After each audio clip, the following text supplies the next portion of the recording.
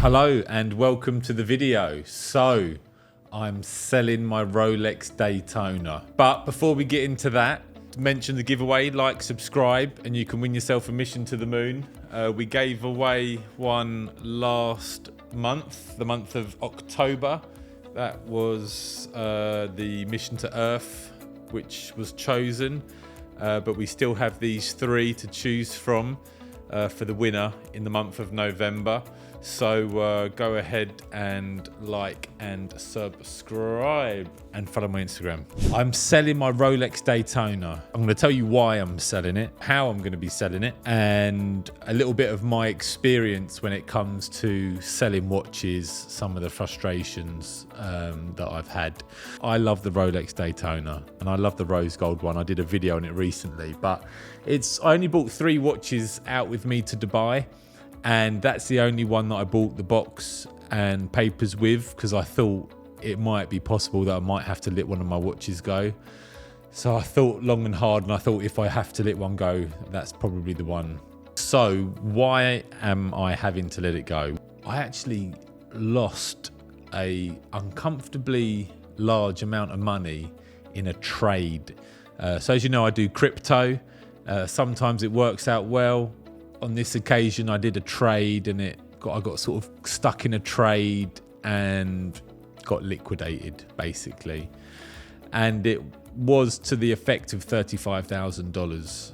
Ouch. But I've been on the opposite end of it where I've pinged off good trades as well. So you got to take the rough with the smooth. But it's put me in a situation where I feel like, you know, I probably should let go of one of my watches. So sad for me.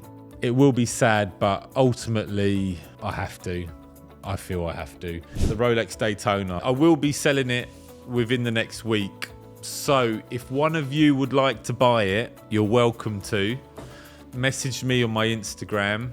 It's a lovely watch. December 2022 is when I purchased it. Lightly worn, few little hairline scratches on the glass, nothing that can't be polished out, no problem. Really good condition, because I've got quite a few watches, so I never really wore it that much. But yeah, sad to let it go. So if you are interested, DM me. To let you know, this watch was discontinued sort of at Watch and Wonders in May this year. You can't buy it from Rolex anymore, and it is, you know, they no longer do the chocolate dial currently at the moment on the Oyster Flex. It is actually quite a rare, well, I wouldn't say rare, but you can't buy it from Rolex anymore. It's quite a nice combination, the chocolate with the rose gold. The cheapest I've seen online, and it was a 2019 model. This one's a 2022. The 2019 one was for £31,000. The cheapest I think I've seen a 2022 model was like 33, something like that, £1,000. However,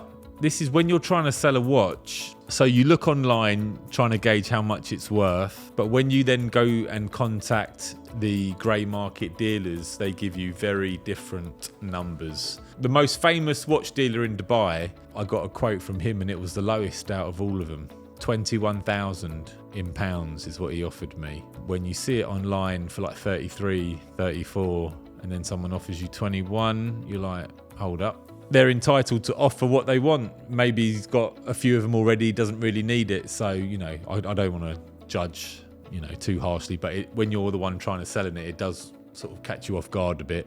But I've had other offers for £25,000, about £25,500. I'm trying to convert it from dirhams. So yeah, if anybody would like to buy it and make me an offer, I'm open to offers. And in terms of logistics, I have the fortunate blessing of being able to fly using like a buddy pass. So I only have to pay the taxes for a major airline. So I can get to a lot of parts of the world for the cost of just paying the taxes of an air ticket. So if someone makes me a reasonable offer, I would happily fly a long way. Yeah, so, you know, if you are in America, I'd fly to America if you gave me an offer.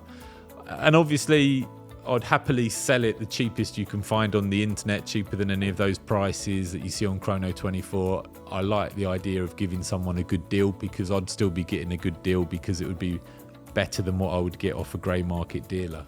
So generally, just talking about the grey market dealers and my experience of selling watches, it is definitely worth shopping around if you're having to sell a watch. You can get a large variety of offers, also different ways in which they pay you. I've sold a watch or two to some where they pay you that day. I've sold a watch where it's like, oh no, our accounts team do it every Wednesday.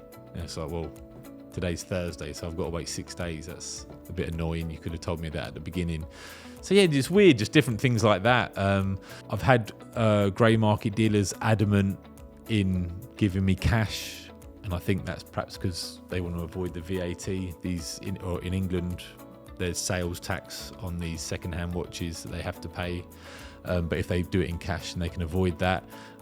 So that's a bit, different as well. It's not often that you've got sort of £25,000 of cash in your hand, sort of walking down the street, coming out of a shop with. So it's worth asking these questions when you're buying. How will they pay you? When will they pay you? I did consignment, and yeah, it took them about a month to sell, which seemed to drag on quite a while. But really, that's it's probably not too bad. I think that was sort of before the watch market went crazy. So I would say is what you think your watch is worth when you look online.